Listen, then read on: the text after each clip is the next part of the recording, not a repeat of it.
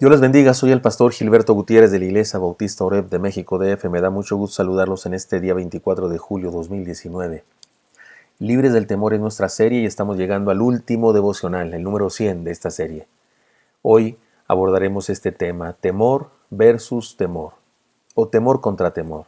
También podríamos decir, hay temor y temor. Está basado en Apocalipsis, capítulo 18 y 19. Este es el último libro de la Biblia, el Apocalipsis o Revelación. Y aquí encontramos la identidad divina del Señor Jesucristo en todo su esplendor, con el propósito de alentarnos a esperar en Él, aún en medio de la tribulación. Este libro fue escrito para los cristianos perseguidos del primer siglo. Estaban siendo asesinados, estaban siendo oprimidos por el Imperio Romano y había que darles aliento. Y esto es de lo que se trata el libro, de dar aliento a los cristianos perseguidos. Resulta que aquí encontramos dos textos que, por así decirlo, son los últimos textos de toda la Biblia, porque es el Apocalipsis, el último libro de la Biblia, en donde se aborda el tema del temor, desde dos puntos de vista diferentes, de dos perspectivas diferentes.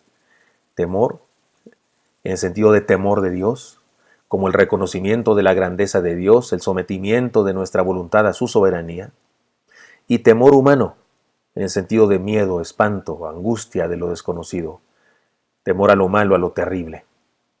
Conviene que en este último devocional de la serie, Libres del Temor, abordemos estos últimos versículos de la Biblia que hablan del temor de Dios y del miedo humano, del temor humano, y aprendamos lo que nos dicen. Permítame entonces, en primer lugar, abordar el capítulo 18 del Apocalipsis o Revelación, en donde se nos habla de algo muy importante en la teología cristiana, la caída de la Gran Babilonia. Ahora, existen diferentes interpretaciones respecto a quién es esta figura literaria, porque recuerden, el Apocalipsis está lleno de imágenes, de figuras literarias, lenguaje figurado, es decir, hay una entidad que se llama la Gran Babilonia. ¿Qué es? ¿Quién es? Existen varias posturas al respecto, no pienso ser exhaustivo en la explicación, solamente déjeme decirlo para encontrar la enseñanza, porque finalmente la enseñanza es lo que queremos encontrar. Algunos opinan que se trata del Imperio Romano o de Roma como nación, como país. Una nación que gobernó el mundo, que corrompió a otros países con su idolátrica religión y su inmoral estilo de vida. Además, persiguió a los cristianos. Seguramente los cristianos que leyeron el Apocalipsis entendieron que esa era la Gran Babilonia. O sea, a ellos no les quedó duda al respecto cuando leyeron el Apocalipsis. Pero algunos cristianos de nuestro tiempo dicen que se trata de una iglesia apóstata. Algunos creen que se refiere a una religión o una institución religiosa que se ha alejado del cristianismo original y verdadero y que de igual manera corrompe al mundo con su idolatría y que, por cierto, en diferentes épocas también ha perseguido a los cristianos y en algunas partes del mundo, incluyendo México, todavía todavía persigue a los cristianos. Una interpretación más amplia sería la siguiente. Algunos piensan en términos más globales y generales. ¿Qué es la Gran Babilonia? Es un poder espiritual que gobierna el mundo. Hablamos de una filosofía corrupta que contamina todo, el humanismo, el relativismo, una religión globalizada que enseña que no hay verdades absolutas y por lo tanto no hay valores ni principios, y me refiero a principios morales, que todo se vale y que el cristianismo es tan radical y tan intolerante que hay que erradicarlo, que hay que perseguirlo. O sea, esta religión global que habla de la tolerancia es intolerante con el cristianismo. Algunos piensan que esta es la Gran Babilonia. Personalmente creo que independientemente que opinemos que se trata de una religión o una iglesia determinada o que se trate de Roma, me parece que el primer concepto que se trata de Roma es lo que entendían los primeros cristianos, pero creo que para nuestro tiempo la interpretación más correcta es esta, sí, un poder que hay en el mundo y que corrompe todo. Ahora, independientemente de la interpretación de cada quien, la Gran Babilonia es un poder humano que controla el mundo y combate contra la fe verdadera. En esa conciencia leamos lo que dice de ello este pasaje que condena a la Gran Babilonia. Les leo el pasaje de Apocalipsis capítulo 18 y voy a leer algunos versículos, me voy a saltar algunos otros y voy a seguir leyendo para encontrar la enseñanza. Después de esto, vi otro ángel descender del cielo con gran temor y la tierra fue alumbrada con su gloria y clamó con voz potente diciendo, ha caído la Gran Babilonia y se ha hecho habitación de demonios y guarida de todo espíritu inmundo y albergue de toda ave inmunda y aborrecible, porque todas las naciones han bebido del vino del furor de su fornicación, y los reyes de la tierra han fornicado con ella, y los mercaderes de la tierra se han enriquecido de la potencia de sus deidades, Y oí otra voz del cielo que decía: salid de ella, pueblo mío, para que no seáis partícipes de sus pecados, ni recibáis parte de sus plagas, porque sus pecados han llegado hasta el cielo, y Dios se ha acordado de sus maldades.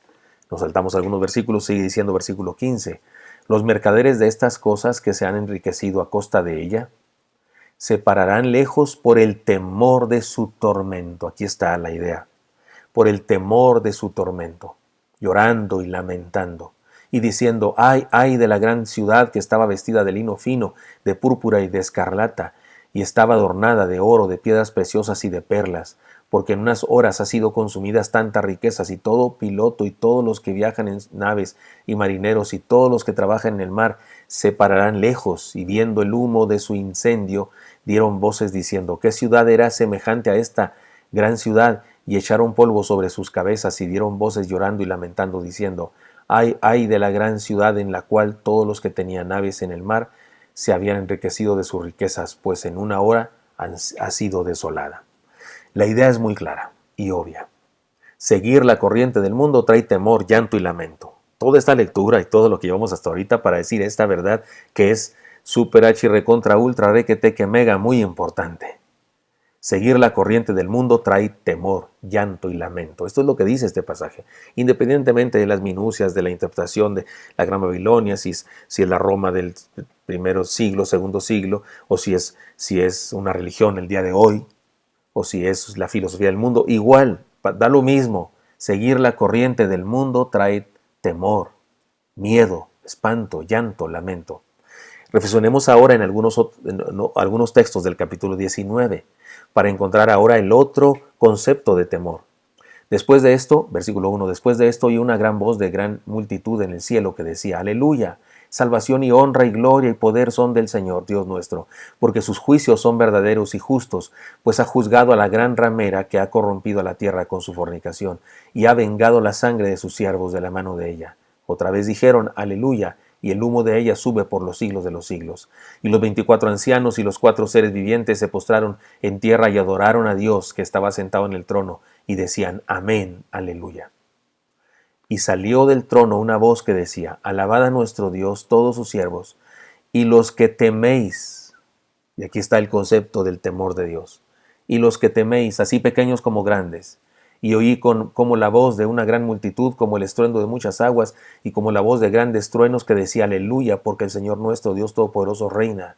Gocémonos y alegrémonos, y démosle gloria, porque ha llegado las bodas del Cordero, y su esposa se ha preparado, y a ella se le ha concedido que se vista de lino fino, lino resplandeciente, limpio y resplandeciente, porque el lino fino es las acciones justas de los santos. Esto es en Apocalipsis 19, 1 al 8. Ahora se trata de una especie de celebración por la caída de la Gran Babilonia, por la caída de ese poder maligno que hay en el mundo. En este culto, de especie de culto, esta celebración, hay alabanza y adoración a Dios de toda la creación, y se anuncian las bodas del Cordero, que es algo así como la reunión de todos los cristianos con nuestro Señor Jesucristo, porque Cristo es la cabeza y es el esposo, y la iglesia es el cuerpo o es su esposa. Pero en medio de este pasaje se menciona a los que son invitados a la festividad y se les llama los que teméis, así pequeños como grandes. La idea es muy clara entonces también. Vivir el temor de Jehová es caminar en victoria. Y vivir el temor de Jehová, acuérdese, es reconocer a Dios en nuestra vida, es reconocer su grandeza, es impresionarnos por lo grande que es y lo maravilloso que es y someternos a Él en humildad. Entonces vivir el temor de Jehová es caminar en victoria. Así que solo hay dos opciones. Permítame mencionarlas al estilo la Biblia. A los cielos y a la tierra llamo por testigos hoy contra vosotros, que os he puesto delante la vida y la muerte, la bendición y la maldición. Escoge pues la vida para que vivas tú y tu descendencia. Esto está en Deuteronomio 31 al 1:19. Otro texto. Y si mal os parece servir a Jehová, escogeos hoy a quien sirváis, sean los dioses a quienes sirvieron vuestros padres cuando estuvieron al otro lado del río, o a los dioses de los amorreos en cuya tierra habitáis, pero yo y mi casa serviremos a Jehová. Josué 24:15. Estas son las opciones, no hay más. Vivir de acuerdo a los valores del mundo y como resultado experimentar temor, o vivir el temor de Dios y como resultado tener fe, esperanza y amor. Pongamos un ejemplo de estos dos extremos. Juan el Bautista es un profeta estrafalario que desafía a los oyentes al arrepentimiento. Particularmente profetizaba contra Herodes Agripa, le condenaba por su pecado de adulterio con la mujer de su hermano. Es curioso, pero Herodes escuchaba con atención a Juan. Al parecer tenía curiosidad de su mensaje, pero debemos decir que tristemente nunca creyó en Jesús. Herodes finalmente pone a Juan en la cárcel, pero él, al parecer no pensaba hacer nada más contra él, solo eso. Sin embargo, como todos sabemos, en su cumpleaños estaba borracho y fue movido por su amante, o le puso una trampa a su amante para que ordenara la decapitación del profeta, y tuvo que hacerlo, pues había empeñado su palabra. Así que Juan el Bautista, profeta de Dios, el más grande profeta, Jesucristo dijo, no hay más grande profeta que Juan, y así dijo el Señor. Este gran profeta muere en las manos de Herodes, y Herodes muere en angustia, deportado, fracasado en su carrera política y sin esperanza. Juan el Bautista experimentó el temor de Dios y murió en paz. Él mismo dijo, Juan el Bautista mismo había dicho, es necesario que él crezca, pero que yo mengüe. Juan 3:30.